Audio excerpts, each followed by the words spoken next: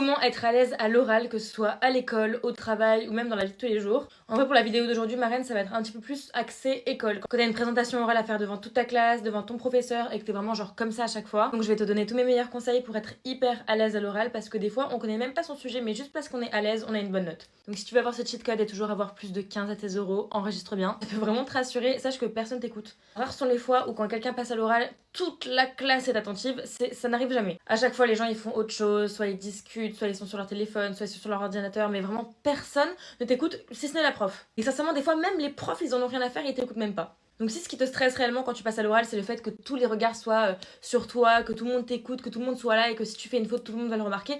Personne le remarque, vraiment personne le remarque. Ensuite, souvent la raison pour laquelle t'es pas à l'aise à l'oral, c'est parce que tu stresses. Mais tu stresses même pas pendant que t'es devant les gens, tu stresses même avant ça. Donc forcément, si t'es comme ça avant même de passer devant la classe, une fois que tu vas être devant eux, tu vas être encore plus au bout de ta vie. Donc moi, les fois où j'étais un petit peu stressée avant de passer à l'oral, je faisais des exercices de respiration dans mon coin évidemment. Mais je faisais la méthode 3-6-9, c'est ma méthode préférée pour vraiment me détendre en fait, tout simplement. Tu inspires 3 secondes, tu bloques 6 secondes et tu expires pendant 9 secondes, mais vraiment une grosse expiration. Et tu fais ça autant de fois que nécessaire jusqu'à ce que vraiment ça te calme. Je te jure qu'arriver beaucoup plus détendu devant la classe, déjà tu vas être un petit peu moins au bout de ta vie et tu vas pouvoir commencer ton oral beaucoup plus facilement que si t'étais stressé. Ensuite, si t'es vraiment au bout de ta vie, regarde ta pote pendant toute la durée de ton oral. Ça permet un peu d'avoir un soutien émotionnel, d'avoir une copine que tu regardes pendant que tu passes ton oral. Et puis ça t'évite de vraiment regarder tout le monde et de voir que soit personne t'écoute, soit qu'il y a des gens qui te fixent, soit que la prof elle est hyper attentive et qu'elle te fixe. Enfin, c'est plein de choses qui peuvent te gêner, donc regarde une amie de confiance et ça va vraiment beaucoup plus t'aider. Ensuite, hyper important ça aussi si tu veux vraiment être à l'aise à l'oral ou du moins paraître à l'aise à l'oral, c'est la posture. Si tu te mets les mains dans les poches, que tu croises les bras, que tu